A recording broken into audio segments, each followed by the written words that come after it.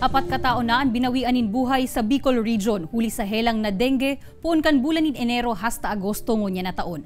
Sa datos kan DOH Bicol Center for Health Development, saro sa mga pasyente ang nagadan sa probinsya nin Catanduanes, saro sa Masbate asin duwa sa Sorsogon.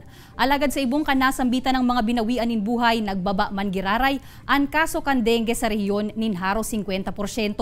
Mantang sa datos kan DOH Regional Epidemiology and Surveillance Unit, ang probinsya nin Camarines Sur iyon may pinakadakol na kaso ning dengue na nagpakol na sa 175.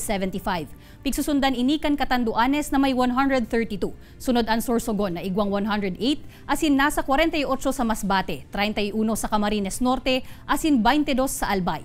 Padagos man ang pangapudan kan DOH Bicol sa publiko na imantinir ang kalinigan sa saindang kapalibutan, nganing malikayan ang nasambitan ng helang. Magandang balita po ito para sa Bicol Region na from the same period of last year, January 1 to August 12, 2022, we had 1,205 cases, and as of this year, the same period, 521 dengue cases po. So it's more than 50% po na pagbaba ng kaso.